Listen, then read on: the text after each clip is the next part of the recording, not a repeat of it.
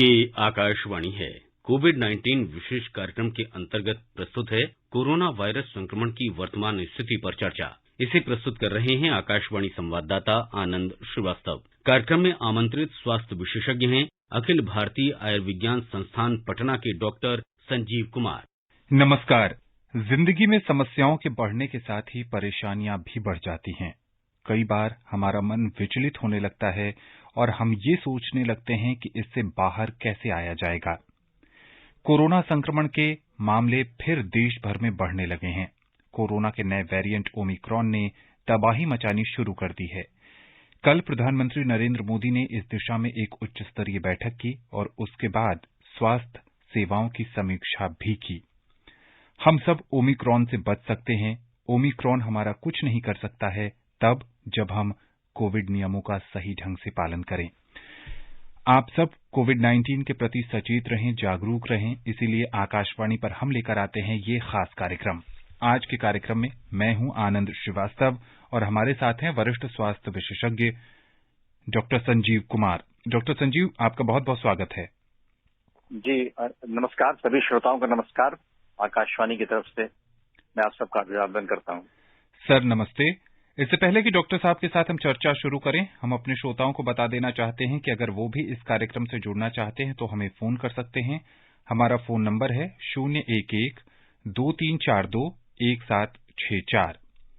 आप इस नंबर पर हमें फोन कर सकते हैं 011-2342-1764। डॉक्टर साहब, भारत में ओमिक्रॉन के मामले बहुत तेजी से बढ़ रहे हैं। राजधानी दिल्ली की बात करें तो पिछले 6 महीने में आज सबसे ज्यादा लगभग 200 नए मामले सामने आए हैं। देश के बाकी राज्यों का भी यही हाल है। कुछ राज्यों में महाराष्ट्र, उत्तर प्रदेश, मध्य प्रदेश में नाइट कर्फ्यू की शुरुआत कर दी गई है। पाबंदियां बढ़ने लगी हैं। पिछले 6 महीने से हम देख रहे थे कि जीवन लगभग सामान्य हो गया था। अब एक बड़ा प्रश्न ये है कि अगर ओमिक्रॉन के मामले इसी तेजी से बढ़ते रहे तो क्या देश तीसरी लहर की तरफ आगे बढ़ रहा है? ये आशंका तो है कि अभी जो ओमिक्रॉन के मामले आ रहे हैं जी, और जिस तरह से आपने सही बताया कि कल तक 600 मामले थे पूरे देश में, आज बढ़ के 1000 के आसपास पहुंच रहे हैं जी। तो ये ओमिक्रॉन वायरस जो है ये बहुत तेजी से फैलता है जी। और अगर इस तरह से ये देश में फैलने लगा तो ये जरूर है कि हम तीसरे लहर की ओर जा सकते हैं जी। और जो एपिडेमियोलॉजिस्ट लोगों का आकलन है, जो सर्वे हुआ है, जिस ढंग से दक्षिण अफ्रीका में बढ़ा, हालांकि अब वहां केस कम हो गए, लेकिन अब यूरोप और अमेरिका के कई भागों में ये बढ़ रहा है जी। तो हमारे देश में भी ये आशंका है कि अगर ये नहीं रुका, अगर हमने कहीं भी ढिलाई बरती इसके प्रसार को रोकने में, तो जरूर हम तीसरी लहर की ओर जा सकते हैं और हमें इसके संदर्भ में पूरी तैयारी कर लेनी है। डॉक्टर संजीव, आपने दक्षिण अफ्रीका की बात की, वहीं से इस नए वेरिएंट की शुरुआत हुई थी, लेकिन अब दक्षिण अफ्रीका के हालात फिर सामान्य होते नजर आ रहे हैं। वहां कोरोना मामले कम होते नजर आ रहे हैं। इसका क्या कारण है? और दूसरा कि दुनिया के बाकी हिस्सों में मामले इतनी तेजी से क्यों बढ़ रहे हैं?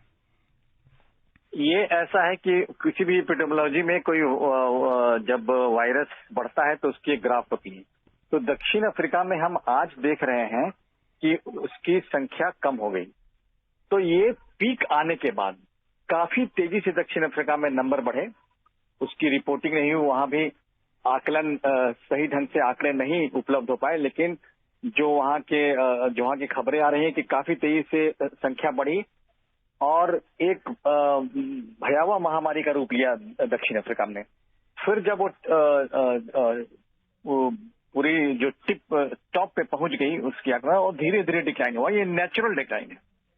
तो इसने जितना नुकसान करना था वहां पर, कितने लोगों को संक्रमण करना था, अस्पतालों में मरीजों की संख्या बढ़ गई थी और अब उसके बाद ये उतार आया है। जैसे कि हमने पहली लहर में भी देखा, दूसरे लहर में भी देखा, हमारे देश में भी और भी जगह एक धीरे धीरे चढ़ता है, एक ऊपर के लेवल पर आता है, फिर धीरे धीरे गिरना है। तो ये दक्षिण अफ्रीका का ये नेचुरल स्लो डाउन है। काफी संख्या में लोग संक्रमित हो गए हैं और इसलिए इम्यूनिटी भी बढ़ जाती है और संख्या भी कम होता है। लेकिन अब ये इसकी फैलाव दूसरे देशों में हो रही है जी। दूसरे देशों में जैसे कि पहले और दूसरे दौर में हुआ, धीरे धीरे ये अपने को कंसोलिडेट कर रहा है ये वायरस, और इसकी जो फैलाव की क्षमता है, इसकी प्रसारण की क्षमता है, जो वो डेल्टा वायरस से कई गुना ज्यादा है। जी। डेल्टा वायरस से करीब 14-15 गुना ज्यादा है। जी। तो इसलिए इसके फैलने की आशंका है और इसीलिए ये यूरोप और अमेरिका में फैल रहा है। और चूंकि वहां से काफी आवागमन हो रही है, हमारे देश में भी लोग आ रहे हैं, तो हमारे देश में भी फैलने की आशंका है।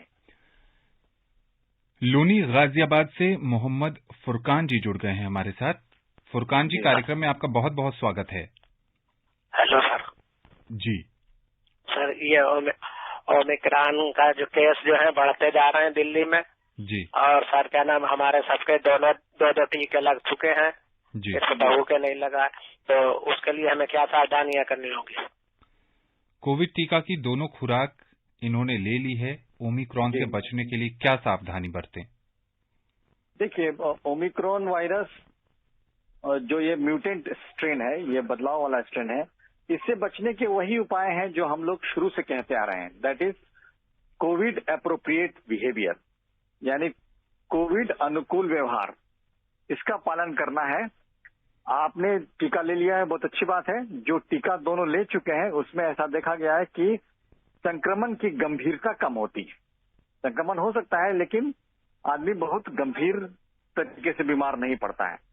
और बचाव के लिए वो जो स्टैंडर्ड उपाय हैं, कोविड अनुकूल व्यवहार, मास्क का उपयोग करना, डिस्टेंसिंग का पालन करना, 2 गज की दूरी, समय समय पर हाथ धोते रहना और टीकाकरण जरूर करवा लेना। जी, ये 4 चीज हमें जी व्यवहार में लानी। डॉक्टर संजीव, बहुत सारे श्रोताओं के जहन में एक सवाल है कि जब दक्षिण अफ्रीका से इस नए वेरिएंट की शुरुआत हुई, दुनिया के तमाम देशों में बहुत लाखों की तादाद में लोग संक्रमित हो रहे हैं। मोर्टेलिटी रेट अब तक के आंकड़े क्या बता रहे हैं? डेल्टा में जिस तरीके से मोर्टेलिटी रेट बहुत ज्यादा था, ओमिक्रॉन में मृत्यु दर दुनिया के दूसरे देशों में कितनी नजर आ रही है?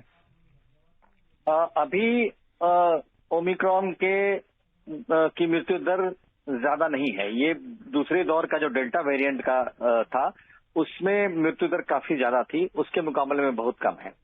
हाँ, ये जरूर है कि जब शुरुआत दक्षिण अफ्रीका से हुई थी, हमने बताया था, तो दक्षिण अफ्रीका से मोर्टेलिटी के पूरे आंकड़े अभी आए नहीं। जी। दक्षिण अफ्रीका में उम्मीद, ऐसा आकलन है, स्टैटिस्टिक ऐसा है कि वहां मौतें हुई हैं, लेकिन उसका सही विवरण नहीं मिल सका है, कोई पब्लिकेशन नहीं हुआ है, किसी मेडिकल जर्नल में उसके आंकड़े नहीं आए। लेकिन हाँ, पिछले दौर सेकेंड फेज के मुकाबले में ये फैल तेजी से रहा है ओमिक्रॉन, लेकिन मृत्यु दर इसमें कम है, चाहे यूरोप का हो चाहे अमेरिका का हो, और अभी तक हिंदुस्तान में 1 या 2 ही मौतें हुई हैं। इसलिए मृत्यु दर अभी कम है, लेकिन ये अभी बहुत अर्ली है, ये अभी बहुत शुरुआती दौर है, तो इस पर अभी कुछ कमेंट करना उचित नहीं है। समय बताएगा कि आगे क्या होता है। लोनी गाजियाबाद से मोहम्मद यामीन जी हमारे साथ जुड़ गए हैं। यामीन जी, कार्यक्रम में स्वागत है आपका। सर नमस्कार जी। नमस्ते। डॉक्टर साहब को भी नमस्कार। नमस्कार। रेडियो वाला चिरोड़ी लोनी जिला का। सर मैं जानना चाह रहा था, जैसे कि इसके भी यही लक्षण है जो पहले थे कोरोना के, या इसके कुछ चेंज है, तो थोड़ा सा ये बताएं। और एक ये बताएं कि इसका असर कैसे दिखता है शरीर में? 1-2 दिन जुकाम होने के बाद पता लगता है, बुखार होने के बाद पता लगता है? जी डॉक्टर साहब, लक्षण वही है जो वायरस के, पुराने डेल्टा वायरस के जो लक्षण थे वेरिएंट के, इस वेरिएंट में भी लक्षण वही है। अपर रेस्पिरेटरी ट्रैक्ट इन्फेक्शन हो रहा है, सांस लेने में तकलीफ हो रही है, ऑक्सीजन सेचुरेशन कम हो रहा है, बुखार हो जाता है, और एक है कि अभी कुछ मरीजों में पेट खराबी, वो दस्त या लूज मोशन से पहले प्रेजेंट कर रहे हैं। तो लक्षण करीब करीब वही है। थोड़ा उस वायरस में जो सूंघने की क्षमता कम हो जाती थी, वैसा इस बार नहीं देखा जा रहा है। जी हाँ, बिल्कुल लक्षण मिलते जुलते ही नजर आ रहे हैं। कार्यक्रम में हमारे साथ अगले कॉलर जुड़ गए हैं, मोहम्मद आरिफ जी हैं। आरिफ, आपका बहुत बहुत स्वागत है। जी सर, नमस्कार। नमस्ते जी, मोहम्मद आरिफ बात कर रहा हूँ, यूपी सीतापुर से। जी। हाँ। सर ये जानना चाहते हैं कि कोरोना की तीसरी लहर के बारे में सूचना जो प्राप्त हो रही है न्यूज के जरिए से, आपके जरिए से, तो इसका हम लोग मतलब कैसे अलर्ट रहें, कैसे अपना बचाव रखें? तीसरी लहर में खुद का कैसे बचाव करें? देखिए, बार बार मैं कह रहा हूं और इसके पहले भी मैंने बताया अभी कि कोरोना से बचने का यही है कि कोविड अनुकूल व्यवहार जो है, कोविड एप्रोप्रिएट बिहेवियर, वही हम लोग को पालन करना है, जिसमें कि मास्क पहनना, सोशल डिस्टेंसिंग का पालन करना, समय समय पर हाथ को धोना सैनिटाइजर से या साबुन से, और टीकाकरण जरूर करा, टीका जरूर लेना। यही सब सारी चीजें करेंगे तो हम इसके फैलाव को रोक सकेंगे, इसके प्रसार को रोक सकेंगे और इससे बच सकेंगे। डॉक्टर संजीव, जो अब तक ओमिक्रॉन के मामले भारत में आए हैं या दुनिया में आए हैं, और आप जैसे स्वास्थ्य विशेषज्ञ और शोध माध्यमों से जो अब तक पता चला है कि इसके बहुत ही माइल्ड लक्षण लोगों में देखे जा रहे हैं। आज स्वास्थ्य मंत्रालय की ओर से जो प्रेस कॉन्फ्रेंस हुई, उसमें भी ये कहा गया कि बहुत सारे लोग एसिम्प्टोमेटिक हो सकते हैं या उनमें कोई लक्षण ही नहीं हो सकते हैं। तमाम माध्यमों से ये जो बातें कही जा रही हैं कि ये उतना गंभीर नहीं है, इस पर आपकी क्या राय है? नहीं, बिल्कुल सही है। ये स्वास्थ्य मंत्रालय की तरफ से दिशा निर्देश भी जारी किए गए हैं कि अभी तक मैंने जैसे बताया कि हमारे देश में 1 ही 2 मौत के मामले आए हैं और अभी तक इसके लक्षण ज्यादा गंभीर नहीं हुए हैं जी। लोग अस्पताल में भर्ती हो रहे हैं, लेकिन पहले की तरह बिल्कुल एक्यूट रेस्पिरेटरी डिस्ट्रेस या वेंटिलेटर पर जाने की नौबत नहीं आ रही है। ये इसलिए भी है कि लोगों में डर का वातावरण नहीं हो, हौसला बनाए रखें और हम जो दिशा निर्देश है उसका पालन करते रहें तो बिल्कुल ज्यादा गंभीर रूप से बीमार भी नहीं होंगे और इसके प्रसार को रोक भी सकेंगे। साथ में जरूरी है कि दोनों टीकाकरण की दोनों डोज जरूर लें, इससे भी सिम्टम्स की गंभीरता रुकती है। अगर हम संक्रमित हो भी जाते हैं और टीकाकरण किया हुआ है तो ज्यादा गंभीर होने की संभावना नहीं रहेगी। उत्तर प्रदेश के वाराणसी से अनिल कुमार गुप्ता जी जुड़ गए हैं। अनिल जी, स्वागत है आपका। हाँ, हेलो जी, नमस्कार। नमस्कार सर, सम्मान प्रणाम है आप लोगों को। जी प्रणाम सर। ऐसा है कि मैं ये जानना चाहता हूँ कि विश्व के और देशों में जो ओमिक्रॉन वेरिएंट फैला है जी, तो वहाँ उन देशों के लक्षण और अपने देश में, जैसे अपने देश का रहन सहन जो है, जो वातावरण है, जो व्यवस्था है, तो उसमें लक्षण में कुछ अंतर है या दूसरे देशों की ही तरह अपने देश में भी ओमिक्रॉन के लक्षण है सर? जी डॉक्टर साहब। नहीं अनिल जी, कोई लक्षण में भिन्नता नहीं है जी। कमोबेश वही लक्षण है जो विदेशों में भी हो रहे हैं और हमारे देश में भी होंगे। अच्छा जी। हमारे देश में चूंकि घनत्व ज्यादा है, आबादी की घनत्व ज्यादा है, एक क्षेत्रफल में विदेशों के मुकाबले ज्यादा लोग रहते हैं और वातावरण थोड़ा धूलकण से भरा हुआ है, तो अपर रेस्पिरेटरी ट्रैक्ट मतलब श्वसन नली का इन्फेक्शन ज्यादा होने की संभावना होती है। और बाकी वो जो लक्षण है, सांस लेने में तकलीफ या बुखार, ये दोनों जगह हर एक देश में करीब करीब बराबर है। जी बिल्कुल। महाराष्ट्र के ठाणे से गुरुनाथ जी हमारे साथ जुड़ गए हैं। गुरुनाथ जी, स्वागत है कार्यक्रम में आपका। आवाज नहीं आ रही है गुरुनाथ जी की। गुरुनाथ जी, अपना सवाल पूछिए। हाँ सर, मेरा क्वेश्चन था सर, कुछ लोग बोलते हैं या हमारी जो कुछ एजेंसी या देश की सर, ये जो तीसरी लहर के बारे में अभी IIT कानपुर के बारे में वहाँ पे रिसर्च और स्टडी हुई थी सर, कि उन्होंने कहा था कि नवंबर तक फरवरी में ये लहर आ सकती है और अपने पीक पे रहेगी। सर क्या है, मतलब अभी भी संभावना है कि तीसरी लहर आएगी? आपने सही बताया। ये IIT कानपुर जो एक देश की अग्रणी संस्था है, उसमें रिसर्च हुआ और जो उन्होंने स्टडी की और एंटिसिपेशन किया कि फरवरी तक तीसरी लहर आने की संभावना हो सकती है। बिल्कुल सही बताना तो संभव नहीं है, लेकिन जो ICMR या भारत सरकार का स्वास्थ्य एवं परिवार कल्याण मंत्रालय है, उसकी तरफ से भी जो असेसमेंट हो रहा है, जो आकलन हो रहे हैं, देश में पूरी टीम बनी है इसको देखने की, तो उसमें लगता है कि अगर इसके प्रसार को अभी नहीं रोका गया तो तीसरी लहर आ सकती है जनवरी के दूसरे सप्ताह से लेकर फरवरी दूसरे सप्ताह के बीच में कभी भी।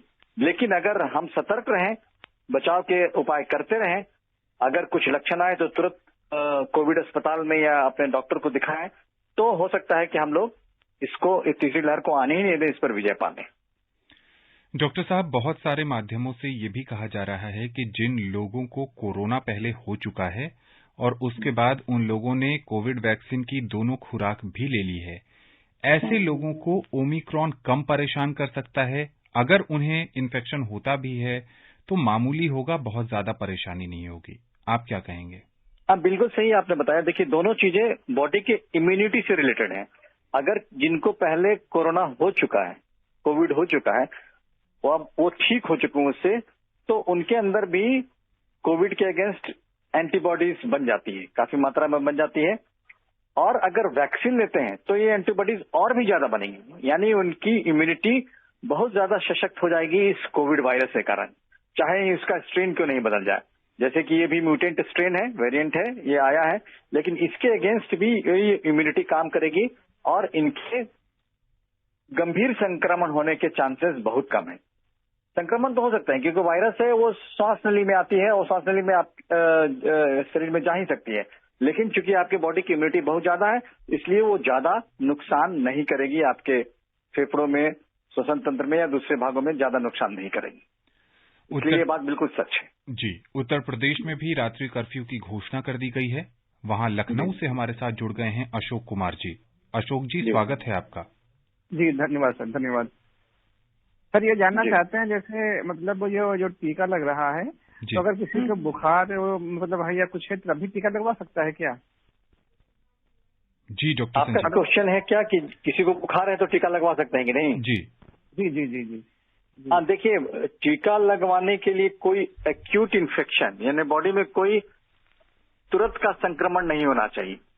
अगर बुखार है, इसका मतलब कहीं ना कहीं थोड़ा इन्फ्लेमेशन या इन्फेक्शन है, तो जिसको बुखार है उसको उस समय टीका नहीं लेना चाहिए, लेकिन जैसे ही बुखार ठीक हो जाए तो आप टीका ले सकते हैं। डॉक्टर साहब, बहुत सारे जगहों पर, मुंबई में, दिल्ली में नए साल और क्रिसमस के जश्न पर पाबंदियां लगा दी गई हैं, लेकिन अब भी बहुत सारे युवा हैं जिनको ऐसा लगता है कि ओमिक्रॉन नाम की कोई भी चीज नहीं है, हमने तो दोनों डोज ले ली है, अब हम पार्टियां कर सकते हैं, जश्न मना सकते हैं, कोरोना अब हमें संक्रमित नहीं कर सकता है। इस मानसिकता पर क्या कहेंगे? नहीं, ये बिल्कुल, ये मानसिकता भूल भुलैया में रहने वाली बात है। ये ढिलाई नहीं बरतनी चाहिए, क्योंकि आप याद करें कि पहले दौर, फर्स्ट फेज और सेकेंड फेज के बीच में भी ऐसी स्थिति आई थी जब लोग बहुत ज्यादा रिलैक्स हो गए थे, उन्हें लगा कि अब कोरोना खत्म हो जाएगा, नहीं आएगा। तो अभी बार बार हमें बता रहे हैं कि हाँ, जरूर आपने टीका ले चुके हैं दोनों, तो गंभीर संक्रमण होने की संभावना नहीं है, लेकिन ग्रसित तो आप हो ही सकते हैं जी। आपको ज्यादा परेशानी है, लेकिन दूसरे को तो आप फैला सकते हैं। इस तरह ये चेन नहीं रुकेगा, चेन बढ़ता चला जाएगा। तो जैसा आपने बताया, उत्तर प्रदेश सरकार ने, मध्य प्रदेश सरकार ने भी रात्रि कर्फ्यू लगाया है जी, और कई राज्य सरकारों ने, दिल्ली सरकार ने भी ये क्रिसमस के त्योहार और न्यू ईयर त्योहार पर रोक लगाई है, जो बिल्कुल ही तर्क संगत है, युक्ति संगत है, क्योंकि त्योहारों में हम ये सोशल डिस्टेंसिंग की नॉर्म्स नहीं पालन कर पाते हैं या मास्क लगाना भूल जाते हैं, तो ऐसे में संक्रमण बढ़ने के चांसेस है। तो हम इस पर कोई कोताही न करें कि अगर ये थर्ड फेज या ओमिक्रॉन बढ़ जाए तो फिर पछताने से कुछ नहीं होगा। इसलिए पहले जरूरी है कि हम इसको रोकने के उपाय करें और इस तरह के त्योहार या जो भीड़ भाड़ जुटने की संभावना है उसको ना होने दें। जी हाँ, बिल्कुल, सावधानी ही बचाव है। झारखंड के हजारीबाग से हमारे साथ जुड़ गए हैं दिवाकर पाठक जी।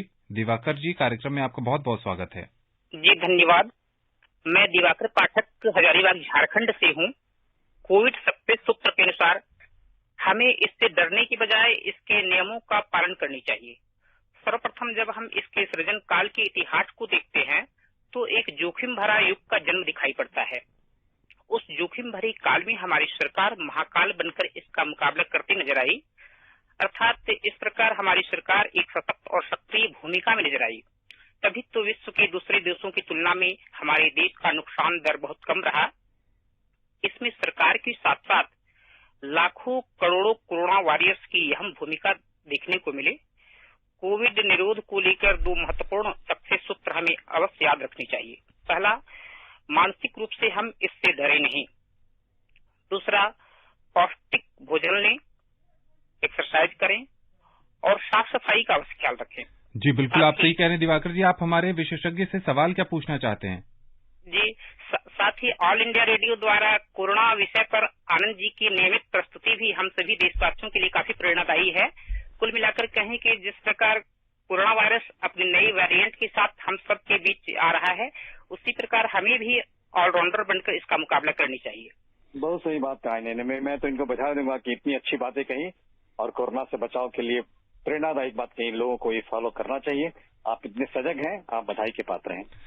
डॉक्टर संजीव, पूरे भारत में ठंड का मौसम है, बहुत जगहों पे बहुत तापमान कम होता जा रहा है। ऐसे में नॉर्मल फ्लू भी बहुत तेजी से बढ़ता है। जो लोगों को कोल्ड की समस्या होती है या साधारण फ्लू, सर्दी, खांसी, जुकाम, बुखार की समस्या होती है, अब एक तरफ कहा जा रहा है कि ओमिक्रॉन के लक्षण बहुत माइल्ड होंगे।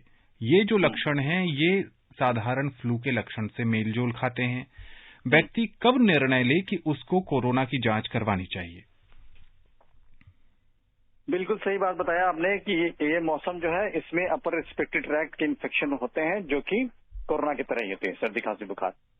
तो अगर इसमें यही कहना है कि हमें सावधानी ये बरतनी है कि अगर ऐसे लक्षण आते हैं जी, सर्दी खांसी बुखार आपको एक दिन से ज्यादा हो जाता है, तो मेडिकल एडवाइस यही है कि आप कोरोना की जांच करा लें, क्योंकि आप नहीं जानते हैं कि ये क्या है, कोरोना है या नहीं है। तो बेहतर है कि कोरोना की जांच करा लें और तभी आश्वस्त हों कि कोरोना है या नहीं। हरियाणा के गुरुग्राम से सुभाष जी हमारे साथ जुड़ गए हैं। सुभाष जी, कार्यक्रम में स्वागत है आपका। नमस्कार सर। नमस्ते। आनंद सर, आपको नमस्कार। डॉक्टर साहब को नमस्कार। जी नमस्कार। नमस्कार। नमस्कार जी सर, मैं पूछना चाहता हूँ कि साउथ अफ्रीका से ये मतलब मान लीजिए वहाँ से शुरू हुआ है, तो मतलब कोरोना वायरस क्या नाम है, ओमिक्रॉन, तो वहाँ दिन ब दिन अब घटता जा रहा है। क्या सर अपने देश में भी ये कम होने का जनवरी में चांस है सर? धन्यवाद सर। जी डॉक्टर साहब, इस पर पहले भी चर्चा कर चुके हैं, कुछ आप और जोड़ना चाहेंगे? स्पष्ट नहीं हुई। दक्षिण अफ्रीका के बारे में क्या पूछ रहे थे? दक्षिण अफ्रीका में अब मामले कम हो रहे हैं, तो क्या अगले महीने भारत में भी मामले कम होने लगेंगे? नहीं, एक समय तो आएगा जब कम होंगे ही, लेकिन भारत में मामले अभी बढ़े ही नहीं हैं। जी। तो दक्षिण अफ्रीका में मैंने बताया कि पीक आ चुका था। पीक आने के बाद वो ग्राफ धीरे धीरे नीचे आया। अभी भारत में तो हमें आशंका है कि ये और आगे बढ़ेगा। जी। तो इसको अभी बढ़ने नहीं देना है। जी। हमारा लक्ष्य ये है कि बढ़ने नहीं देना है, लेकिन अगर बढ़ेगा तो भी सरकार और स्वास्थ्य कर्मी और चिकित्सा कर्मी इसका डटकर मुकाबला करेंगे और इससे जरूर ग्राफ को नीचे ले आएंगे। जी। राजधानी दिल्ली से हमारे साथ जुड़ गए हैं धर्मवीर जी। धर्मवीर जी, कार्यक्रम में आपका बहुत बहुत स्वागत है।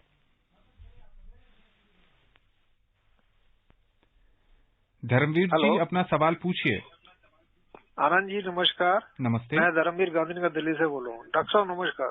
डॉक्टर साहब, जैसे डेल्टा वायरस के बारे में इतना हल्ला मचा था, इससे पहले भी जो वायरस आए थे गामा, बीटा, सीटा और इसका कोई हमें पहले लक्षण के महसूस नहीं हुआ, ऐसा क्यों हुआ? और इसके बारे में हमें ये भी बताएं कि हमारे जो वैज्ञानिक लोग और आगे एक कदम आगे बढ़ के इससे बढ़िया और वैक्सीन बनाने की तैयारी में लगे हैं। जी हाँ, बिल्कुल। हमारे जो वैज्ञानिक हैं, हमारे देश के वैज्ञानिक, हमें बड़ा गर्व है कि हमारे वैज्ञानिकों ने रिकॉर्ड समय में वैक्सीन बनाया। और ये जो वायरस जो आप बोल रहे हैं कि आ रहे हैं, ये वायरस का एक गुण होता है, ये वायरस की प्रॉपर्टी होती है कि वो अपने जीन सीक्वेंसिंग को चेंज करता है, यानी कि म्यूटेशन करता है। तो सीक्वेंसिंग ऑफ जीन्स वो चेंज कर जाते हैं। तो चेंज कर जाते हैं तो वो जो इम्यूनिटी वातावरण में आती है उसको वो पार कर लेते हैं और इन्फेक्ट करते हैं। लेकिन अभी जो हमारे वैक्सीन देश में कोवैक्सीन है या कोविशील्ड है या विदेशों में भी जो वैक्सीन है बने हैं फाइजर वाले, उनकी प्रारंभिक रिपोर्ट आई है कि वो इस स्ट्रेन के अगेंस्ट में भी, इस वेरिएंट के अगेंस्ट में भी इफेक्टिव हैं। तो अभी तक जो वैक्सीन है वो तो अभी जितने भी वायरस के स्ट्रेन अभी आए हैं उसके अगेंस्ट इफेक्टिव हैं। और अभी शोध चल रही है। हमारे वैज्ञानिक, पूरे देश दुनिया के वैज्ञानिक लगे हुए हैं कि अगर दूसरे स्ट्रेन आगे भी आए तो उसके अगेंस्ट और भी इफेक्टिव वैक्सीन कैसे तलाशा जाए। वैज्ञानिक प्रयोगशालाओं में अथक परिश्रम कर रहे हैं। बहुत कम समय में कोविड वैक्सीन उन्होंने तैयार की है। नए वेरिएंट पर भी शोध जारी है और बहुत जल्द वहां से भी सकारात्मक खबर मिलने की उम्मीद है। लेकिन जो उपलब्ध वैक्सीन है वो भी कारगर है। अगर आपने अभी तक कोविड वैक्सीन की डोज नहीं ली है तो अपने नजदीकी टीकाकरण केंद्र पर जाकर जरूर लें। आज स्वास्थ्य मंत्रालय की ओर से बताया गया कि देश में 8 से 10 करोड़ लोग ऐसे हैं जिन्होंने अब भी कोविड वैक्सीन की डोज नहीं ली है। डॉक्टर संजीव, ये जो 10 करोड़ का आंकड़ा है बहुत बड़ा आंकड़ा होता है और अगर संक्रमण के नजरिए से देखें तो 10 करोड़ लोग बहुत ही डेंजर जोन में हैं और ये करोड़ों लोगों को संक्रमित कर सकते हैं। इनके मन में अब भी हिचक है या कोई और कारण है? इन लोगों को क्या संदेश देंगे आप? नहीं, शुरुआती दौर में कुछ भ्रांतियां हुई थी, गलतफहमियां लोगों के बीच में हो गई थी या बहुत सारे लोग खुद ब खुद एक्सपर्ट बन गए थे और अपने विचार देने लगे थे, इसलिए कुछ लोगों ने वैक्सीन नहीं ली। और इन भ्रांतियों के चलते ही आप ये जो आंकड़ा बता रहे हैं कि 8 से 10 करोड़ का आंकड़ा है जिन्होंने अपनी पहली डोज भी नहीं ली है जी। तो मेरा यही कहना है, स्वास्थ्य एवं परिवार कल्याण मंत्रालय, भारत सरकार और तमाम राज्यों की सरकारें बार बार अपील कर रही हैं कि ये वैक्सीन कोई खतरनाक नहीं है, बहुत ही सुरक्षित वैक्सीन है और इफेक्टिव है। और हमने अपने शोध में भी अपने ही हर चिकित्सक अपने अपने अस्पतालों में भी और एम्स पटना में भी ये शोध में आया है कि ये जो वैक्सीन है बहुत ही सुरक्षित है। तो हमारा यही कहना है, अपील करना है सबसे कि जिन्होंने भी वैक्सीन नहीं लिया हो वो जरूर वैक्सीन ले और जिन्होंने एक डोज लिया हो वो दूसरा डोज अपना पूरा करें। रिंकी तिवारी जी बलरामपुर उत्तर प्रदेश से जुड़ गई हैं। रिंकी जी, समय कम है, अपना सवाल पूछिए। जी बिल्कुल, आनंद सर नमस्ते। जी नमस्कार। और आपके साथ एक्सपर्ट है उन्हें भी नमस्ते। जी नमस्ते। जी सर, मेरा क्वेश्चन है कि सर जैसे जो नाइट कर्फ्यू लगाया गया है उत्तर प्रदेश में सर, जबकि अगर हम भीड़ भाड़ की बात करें तो दोपहर में लगता है और सुबह से लेकर 5 बजे तक, उन्होंने नाइट जो कर्फ्यू लगाया 11 से लेकर 5 तक, तो ऐसे में कोरोना का बचाव कैसे होगा सर? धन्यवाद। बहुत संक्षेप में डॉक्टर साहब।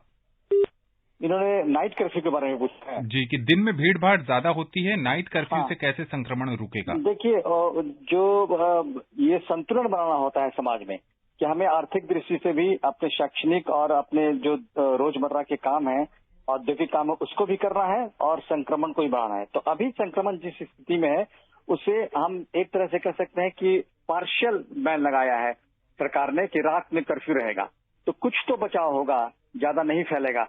लेकिन अगर इसके बावजूद भी संक्रमण बढ़ने की संभावना होगी तो निश्चित है कि ये जो कर्फ्यू है या जो लॉकडाउन है वो आगे बढ़ेगा।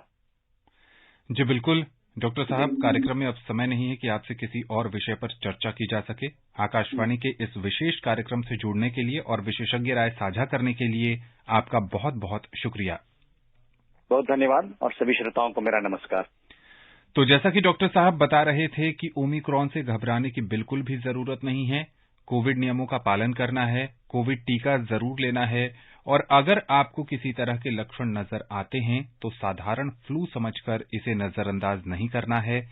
2 दिन तक इस तरह के लक्षण बने रहते हैं तो आप नजदीकी केंद्र पर जाकर कोविड जांच जरूर करिए। कोविड नियमों का पालन करना मत भूलिए। स्वस्थ रहिए, खुशहाल रहिए और संक्रमण से बचे रहिए। नमस्कार। कोविड-19 विशेष कार्यक्रम के अंतर्गत अभी आप सुन रहे थे कोरोना वायरस संक्रमण की वर्तमान स्थिति पर चर्चा। इसे प्रस्तुत कर रहे थे आकाशवाणी संवाददाता आनंद श्रीवास्तव। कार्यक्रम में आमंत्रित स्वास्थ्य विशेषज्ञ थे अखिल भारतीय आयुर्विज्ञान संस्थान पटना के डॉक्टर संजीव कुमार। ये कार्यक्रम आकाशवाणी के समाचार सेवा प्रभाग द्वारा प्रस्तुत किया गया। इसे आप हमारे mobile app news on AIR और YouTube channel news on AIR official पर भी सुन सकते हैं। इस कार्यक्रम के संबंध में अपनी प्रतिक्रिया आप हमें ईमेल कर सकते हैं। पता है airnsdtalks@gmail.com। ये कार्यक्रम फिर से सुनने के लिए लॉग ऑन करें हमारी वेबसाइट newsonair.nic.in।